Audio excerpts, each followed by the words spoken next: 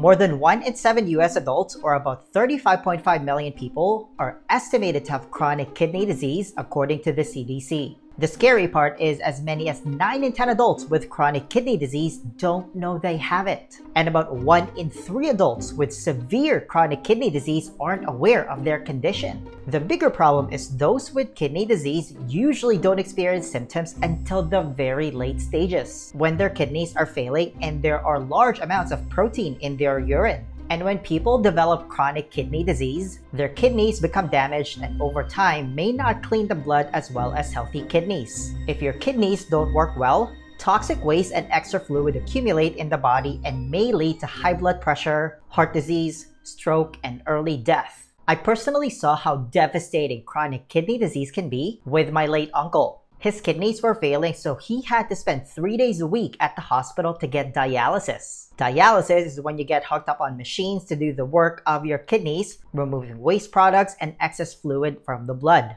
If you know someone who has to get dialysis, you'll know how life-altering it can be. My uncle had no quality of life. His skin turned yellow. He suffered for years and it bankrupted his family. And he eventually died from a heart attack as a complication from his kidney failure.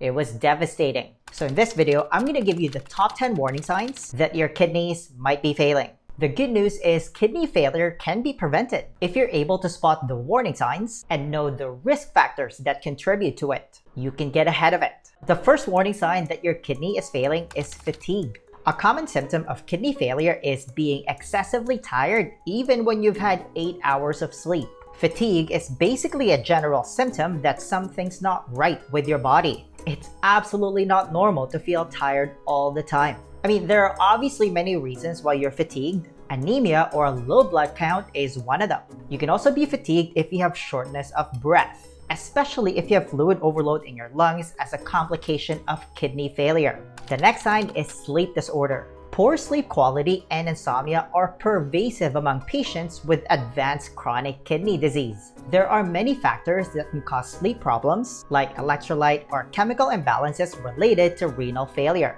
It's a vicious cycle because not getting enough adequate and quality sleep moves every health metric in the wrong direction, including your kidney health. The next sign is decrease in concentration. This happens for a couple of reasons. If your kidneys are starting to fail, you'll get a decreased production of red blood cells, which means less oxygen to the brain. Your kidneys failing also means you get a heavier toxic load in your body and your brain just doesn't function optimally. The colloquial term for it is brain fog. Going back to the first sign, a heavier toxic load in your body is also why you're chronically fatigued. The next sign is dry and itchy skin. If you have chronic dry and itchy skin, it's not because you're not using enough lotion. It might be because your kidneys are failing and it's unable to clear up phosphorus and other minerals, and it manifests itself as dry and itchy skin. The next sign is muscle cramps. I mentioned earlier that your kidneys are crucial for maintaining electrolytes like sodium and potassium. So if your kidneys aren't working well, it's just gonna dump all your minerals, resulting in chronic muscle cramps. It's absolutely not normal to get muscle cramps doing household chores. Now, pay extra attention to these next few signs because they might indicate that your kidneys are in really bad shape and you should definitely see a doctor right away. The next sign is swelling in the leg, feet, and ankle area.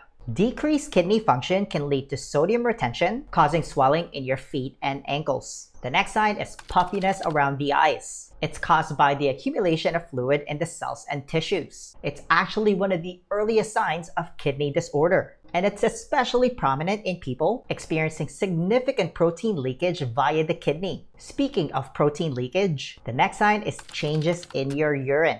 If there's a lot of foam in your urine, like it looks like you just poured beer, that means there's a lot of protein in your urine. That is a major red flag. You might even see blood in your urine, which means that red blood cells are getting through. Also, if you have decreased or excessive urination, that is an indication that your kidneys might be in big trouble. As your kidney function declines, waste then builds up in your blood called uremia. Uremia can lead to a metal-like taste in your mouth and bad breath, major signs that your kidneys are failing. It may also lead to a loss of appetite as foods can change in taste. Now, the top two causes of kidney disease are type 2 diabetes and high blood pressure. The scary part is half of the US adult population have prediabetes or diabetes, and most of them don't even know it. So make sure to check out this video to know if you're pre-diabetic. Nearly half of Americans over 20 years old, or more than 122 million people, have high blood pressure. So how do we fix the root cause of kidney failure? Diabetes and high blood pressure, one thing you can do right away is to start walking more. Because Nature Medicine recently published a groundbreaking study showing the effects of walking when it comes to preventing common diseases that plague a majority of the population in most Western and developed countries. And what the researchers found, involving over 390,000+ subjects, is that walking more than 8,200 steps a day to be exact, which is about an hour of walking, was significantly protective against diabetes, hypertension, depression, obesity, and so much more. According to the study, those diseases are linear and inversely correlated with the number of steps people take per day. You want to anchor it with a pre-existing habit like going for a walk after every meal. So the more steps you take per day, and now you know the minimum is 8,000 steps per day, the greater the odds are that you won't suffer from diabetes and high blood pressure, greatly lowering your risk of kidney failure. For context, the average American walks a measly 3,000 to 4,000 steps per day, the definition of a sedentary lifestyle. When it comes to diet, and this is the most powerful lever you can pull to keep your kidneys healthy, because the foods you eat literally gets converted into cells that make up your body.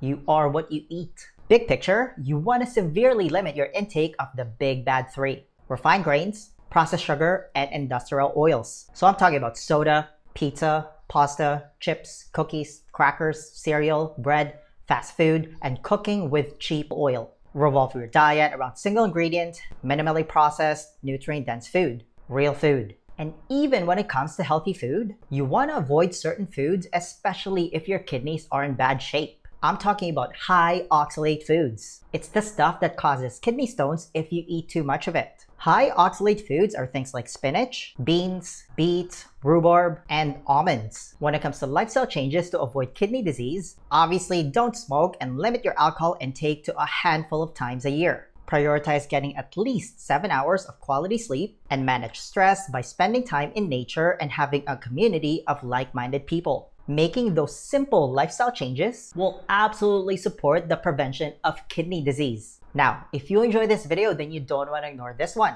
I'll see you there.